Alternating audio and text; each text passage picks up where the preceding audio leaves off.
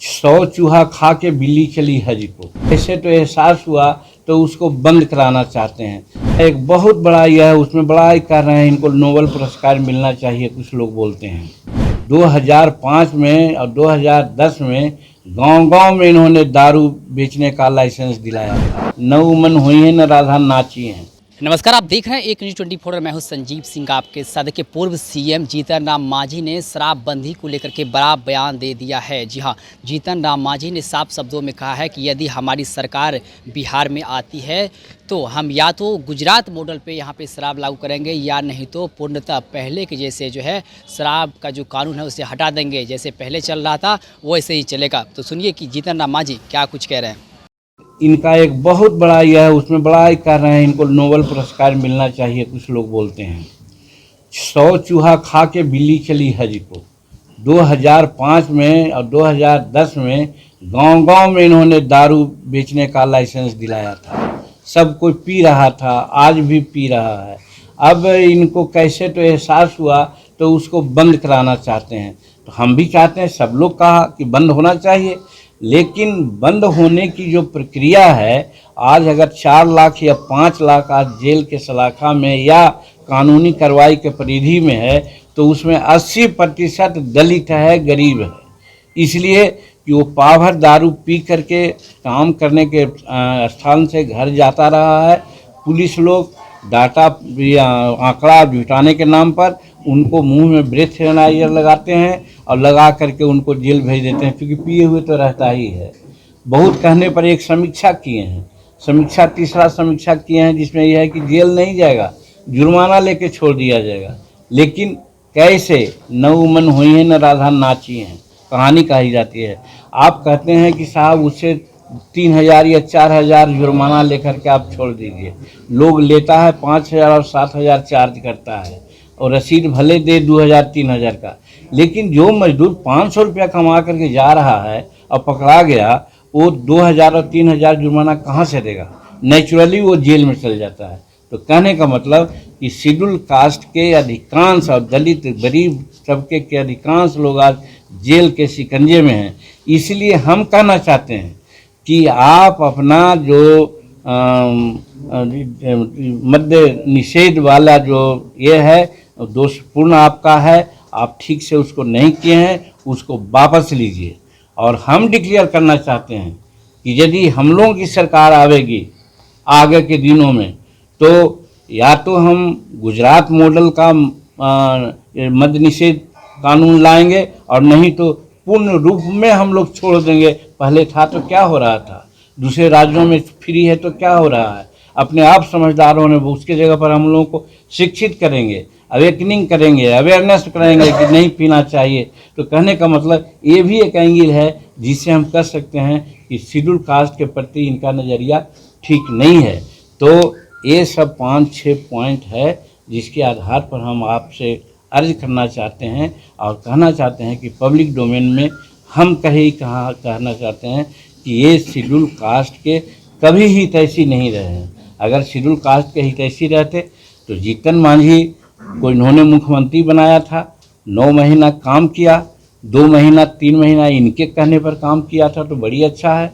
आप लोग कह रहे थे कि रबर स्टैंप है, आप लोग कह रहे थे कि रिमोट से चलता है। जब हम अपना काम करने लगे तो इनको बड़ा बुरा लगा और हमको ज़बरदस्ती हटाए। हम कहते हैं, पूछना चाहते हैं, ज़्यादा नहीं पूछना चाहेंगे, समय लगेगा, कि जीतन मांझी उसमें निर्णय लिया, नारी सशक्तिकरण की बात होती है, प्रथम क्लास से लेकर के एमए क्लास तक किसी जात की लड़की हो, किसी समुदाय की लड़की हो, उसको हम एजुकेशन फ्री कर दिया था। क्या गलत हमने किया था? हटाने का तो कोई कारण होना चाहिए। हम अनएम्प्लॉयड लोग जो हैं बेचारे नक्सलाइट होते जा रहे हैं, उनको जॉब नहीं मिलता है। हमने ठीका में आरक्षण किया था कि 75 लाख ठीका में उनको आरक्षण देंगे। क्या गलत किया था? इस पर कोई बतावे। फिर हमने कहा था कि जो किसान है आज खेती में बिजली बिल के चलते उनको तबाही होती है, 5 एकड़ ज़मीन रखने वाले किसानों को बिजली माफ़ कर देंगे। क्या गलत कहा था? हमने मुसलमान भाइयों के लिए भी, चाहे उनका शिया बोर्ड हो, सुन्नी बोर्ड हो, मदरसा बोर्ड हो या हज भवन हो, सबके लिए जहां 50 लाख में अनुदान मिलता था, सबको हम करोड़ों में अनुदान दिया था। क्या गलत किया था? जैसे हाई स्कूल में पढ़ते थे लोग क्या, कंप्यूटर से। हमने भी मदरसा में कंप्यूटर दे दिया था, क्या गलत किया था? कहने का मतलब कि जब हम सारा काम ठीक कर रहे थे तब फिर हटाने का क्या मामला था? मामला यही हो गया कि जीतन मांझी अच्छा काम कर रहा है, अगर इसको ज़्यादा दिन रखेंगे तो फिर इसी को लोग जानेगा। तो वो भी दलित के प्रति उनका क्या प्रेम है ये भी दर्शाता है। कहते हैं कि एक दलित को दिया था, दलित को नहीं दिया था, वो एक मुसहर जाति के निरीह प्राणी समझ के जीतन मांझी को मुख्यमंत्री बनाया था। और जब मुख्यमंत्री काम करने लगा, जिसकी चर्चा आपके सामने किया, बहुत सा काम है, तब इनको लगा कि साहब लोग ने बतलाया कि ये अच्छा काम कर रहा है, तो फिर आगे जीतन मांझी को लोग पूछेगा, आपको कोई नहीं पूछेगा, इसलिए आप ऐसा कीजिए कि उसको हटाइए। तो उनको हटा दिया। फिर उसके बाद संतोष हमारा लड़का आया मंत्री में, जब अच्छा काम करने लगा माइनराइजेशन का, तो कोई नहीं जानता था। आज चले जाइए दक्षिण बिहार में, बैठे हुए हैं हमारे अनिल बाबू अध्यक्ष, इनके क्षेत्र में भी इमामगंज, डुमरिया, बांके बाजार, फतेहपुर, मोहनपुर, ये शहरों में करोड़ों रुपया का काम हुआ है। लोग जान रहा है कि हम माइनर इरिगेशन क्या है, क्योंकि आहर पोखर पैन उधर ही है। हमारे जमींदारी पीरियड में भी यही किया था कि उन इलाकों में आहर पोखर पैन को रखा था, जिससे कि पानी रिज्यूम होता था, ग्राउंड वाटर पानी रिज्यूम होता था और सिंचाई होती थी। वो जब करने लगा तो दिमाग में आया कि अरे ये तो पॉपुलर हो जाएगा, ऐसा करेगा तो फिर ऐसे ही गया से हम साफ हैं। गया में एक भी जदयू के लोग नहीं हैं, अगर है तो 3 गो जीतन मांझी है हिंदुस्तानी अवाम मोर्चा का। तो इनको लगा कि ऐसे ही 3 ठो है, अभी से भी काम करने लगा तो 6-7 यही हो जाएगा, इसलिए संतोष कुमार को हटाओ। संतोष कुमार को उन्होंने ले लिया, विभाग ले लिया। और फिर जब हम शेड्यूल कास्ट के लिए इतना काम कर रहे हैं, सबको जगा रहे हैं कि भाई, कह रहे हैं क्या गलत कह रहे हैं कि भाई आपने दिया है लोगों को ज़मीन, यही शायद रत्नेश सदा भी बोल रहे थे कि ज़मीन दिया है, चाहे परवाना का दिया हो, चाहे सीलिंग का दिया हो, चाहे बिहार सरकार की ज़मीन दी हो, कब्जा में है, इसको देखना चाहिए। हम ऐसे भी मिल करके भी उनको कहते थे, और इसके लिए कमीशन बनाइए कि देखिए ये सब ज़मीन जो दिए हैं कब्जा में है कि नहीं है, और नहीं कब्जा में है तो एक मैकेनिज्म डेवलप कीजिए ताकि इन लोगों का कब्जा में हो। जीतन मांझी ने किया था।